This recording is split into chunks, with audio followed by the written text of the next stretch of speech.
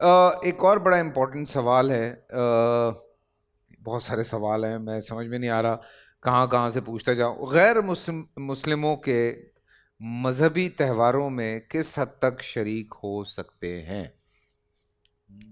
یہ دیکھیں ساتھ ہی علامہ صاحب سیدھے ہو گئے. جی آپ نے رخ کیا تو پھر سیدھا ہونا پڑا. نہیں، یہ بڑا امپورٹنٹ سوال ہے جی. بسم اللہ الرحمن الرحیم. دیکھیے غیر مسلموں کے وہ تہوار جیسے شادی بیاہ ہیں، جیسے معاشرتی زندگی کا حصہ بعض موضوعات ہوتے ہیں، ان میں تو کوئی حرج نہیں ہے، چونکہ آپ کو بہرحال انسانی معاشرے کے اندر باہم جینے کے لیے اپنی غمی خوشی میں ایک دوسرے کے ہاں آنے جانے میں کوئی شریعت نے ممانعت نہیں رکھی. لیکن وہ چیزیں جن کا تعلق اسلام کی بنیادی اساس اور عقیدے سے متصادم ہے، جیسے بت کی پرستش، ایسی کوئی کیفیت یا ایسا کوئی ماحول جس میں بتوں کے آگے پوجا کی جا رہی ہو، اور اس کو ظاہر ہے اب وہاں پر بعض اوقات مسلمان بھی خیر سگالی کے طور پر جانے کی کوشش کرتے ہیں اور پھر اس میں اپنا حصہ بھی ڈالنے کی کوشش کرتے ہیں. یہ سراسر گمراہی ہے، خلاف دین ہے اور دین سے متصادم عمل ہے. ٹھیک ہے، اس لیے جن امور کا تعلق عبودیت اور بندگی سے ہے وہاں پر 100% اجتناب کرنا چاہیے، کسی بھی قیمت پر نہیں جانا چاہیے. جن امور کا تعلق آپ کے سوشل لائف سے ہے، زندگی سے ہے، رہن سہن سے ہے، آنے جانے سے ہے، تعلقات سے ہے، وہاں پر کوئی حرج نہیں ہے جو دین کی ان بنیادوں سے ٹکراتا نہ ہو. اچھا میں ہاتھ اس لیے کھڑا کیا علامہ صاحب چونکہ آپ نے جو بات کی اس پہ مجھے ایک چیز یاد آ گئی، اور یہ بڑی امپورٹنٹ بات تھی بیکاز پیپلز پارٹی کی دور حکومت تھی، اور ہمارے بلاول بھٹو صاحب جو ہیں وہ ایک مندر میں گئے تھے. اب وہ چونکہ اسٹیٹ کو ان کے چونکہ حکومت تھی اور ہمارا یہ چونکہ وعدہ، اب جیسے اگر ہم دوسرے ملکوں میں دیکھتے ہیں تو اگر ہماری عیدیں ہوتی ہیں یا ہمارے رمضان ہوتے ہیں تو جو غیر مسلم ہیں وہ ہم سے آ کے ملتے ہیں، ہم سے ہماری عیدوں میں وہ شریک ہوتے ہیں، ہماری خوشیوں میں وہ شریک ہوتے ہیں، جو ہمارے مذہبی تہوار ہیں ان کے اندر. تو اگر ہماری اسٹیٹ کا کوئی ہیڈ ہے، وہ اگر ان کی اس چیز میں جو ہمارے ملک میں اقلیتیں ہیں جیسے کرسچنز ہیں، مسیح بھائی ہمارے، یا ہندو ہیں، ان کی اگر کسی اس طرح کے پروگرام میں جاتے ہیں تو تب ایشو ہے کوئی؟ دیکھیے میں نے پہلے عرض کیا، ہمارے اسٹیٹ کا جو سربراہ ہے وہ کس حیثیت سے جاتا ہے؟ مسلمان کی حیثیت سے. یعنی ہاں بالکل، اگر وہ مسلمان کی حیثیت سے جاتا ہے تو اس کا بنیادی عقیدہ کیا ہے؟ لا الہ الا اللہ محمد رسول اللہ.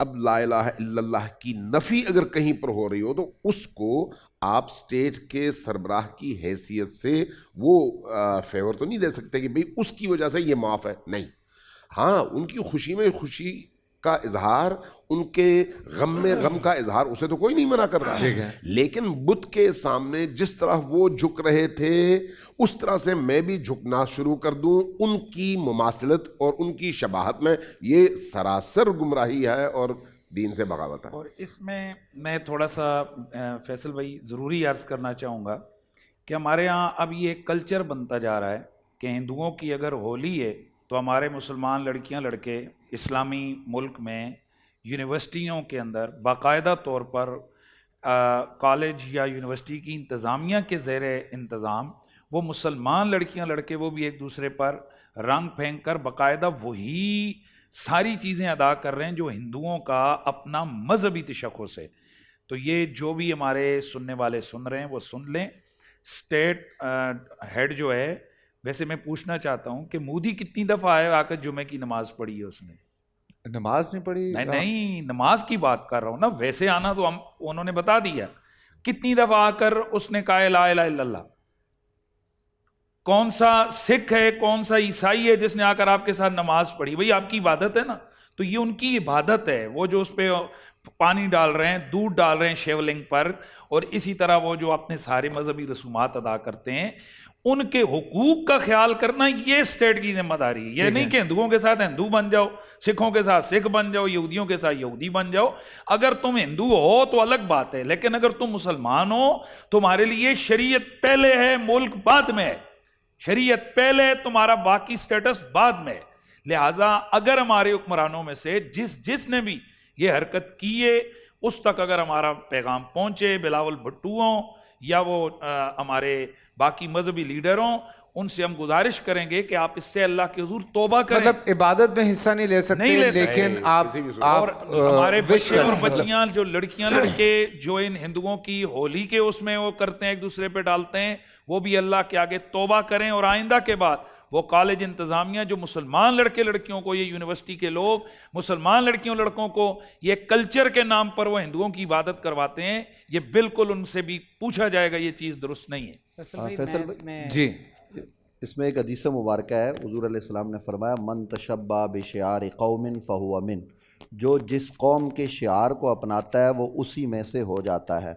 تو ہولی یا کوئی بھی تہوار ہو جس میں ہم ان کے تشخص کو اپنا لیں، ان جیسا بننے کی کوشش کریں، تو یہ پھر ہم اسی قوم میں شامل ہو جائیں گے، اور یہ بہت خطرناک بات ہے. اس سے اجتناب کرنا چاہیے. اس کے سوا خیر سگالی کے طور پر اگر کوئی کسی مندر میں جاتا ہے، کوئی کسی جو ہے نا وہ چرچ میں جاتا ہے، تو اس میں کوئی حرج نہیں ہے. کوئی عالم دین اگر جاتا ہے اور وہاں یہ دیکھتا ہے کہ جناب یہاں کیا ہو رہا ہے، تو اس میں بھی کوئی حرج کی بات نہیں ہے. لیکن وہی والی بات ہے، اور میں اس پہ ایک اور بات بھی آپ کی وہ حوالے سے بھی کرنا چاہوں گا. آپ سے مراد یہ کہ آپ کے شعبز کے جو لوگ ہیں، بعض دفعہ یہ انڈیا جاتے ہیں اور فلم وغیرہ میں بھی ہم یہ دیکھتے ہیں کہ وہ بعض دفعہ ہم سے لوگ سوال کرتے ہیں کہ وہ بت کے سامنے کھڑے ہوتے ہیں اور وہ الفاظ جو ان کے ہیں وہ ادا کر رہے ہوتے ہیں.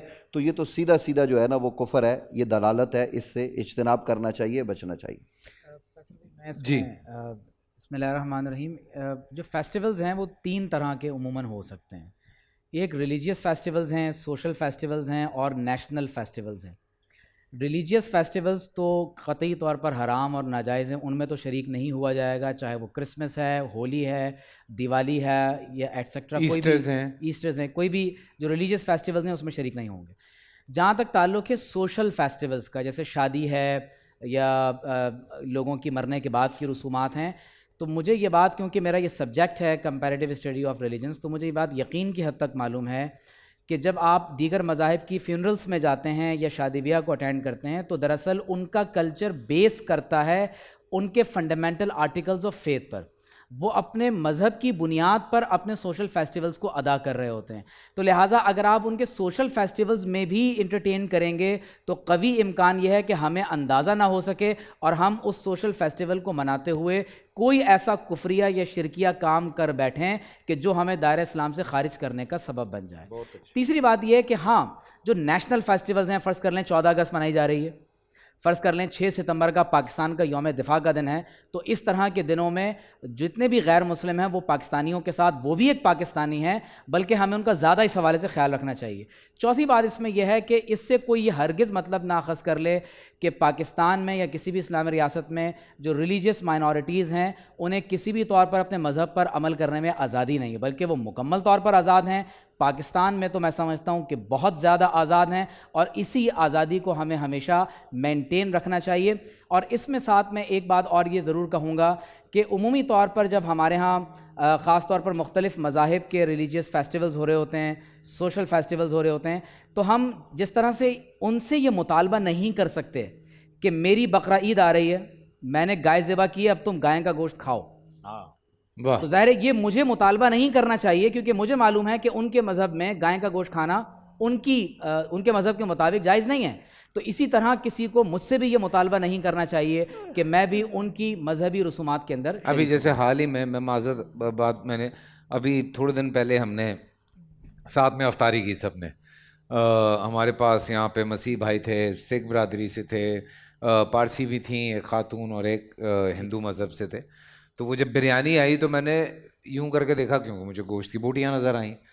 تو میں نے اس سے پوچھا، میں نے کہا یہ بریانی کون سے گوشت کی ہے؟ تو اس نے کہا مٹن کی ہے. تو روی صاحب سے میں نے اسپیشلی پوچھا، میں نے کہا روی دوانی جی. تو ان سے میں نے پوچھا، میں نے کہا روی صاحب آپ گوشت، کہتے کون سا ہے؟ میں نے کہا مٹن کا ہے. کہتے ہاں مٹن کا ہے تو کھا لوں گا. تو یہ ضروری ہوتا ہے تھوڑا سا اس چیز کو انڈرسٹینڈ کرنا. بڑی تو مائنورٹیز کی جب فریڈم کی بات کی جا رہی ہے تو میجورٹی کی فریڈم کی بھی بات کی جائے. جی، میجورٹی کی فریڈم کی بھی بات ہونی چاہیے. اور کچھ کھانا ہے آپ نے؟ मंगवा लें आप इस बार कहते हो अब तो मेरा ख्याल है मंगवा लेना चाहिए। जी आपने बिल्कुल भाई, मटन कुछ खाने बिरयानी के लिए का लाइए भाई, उमैर साहब को भूख लग रही है। पूरा साल इंतजार था मुझे इस रमजान में। 30 दिन 6 टीम्स, 12 कंटेस्टेंट्स और कैश का पार्ट। अब गेम वो होगा जिसे आपका नहीं है जिसने जो करना था कर लिया। लाखों आवाम को देने का जिम्मा हमने है सर। शोर गूंजेगा हर गली नुक्कड़ और दुकान। रमजान लीग बनेगी आपकी पहचान। नारा लगेगा तो पारा चढ़ेगा। गेम शो ऐसे चलेगा। रमजान लीग रोजाना शाम 7 बजे सिर्फ बोल एंटरटेनमेंट पर। बोल एंटरटेनमेंट के शोज देखने के लिए हमारे चैनल को सब्सक्राइब करें और बेल आइकन पर क्लिक करना ना भूलें।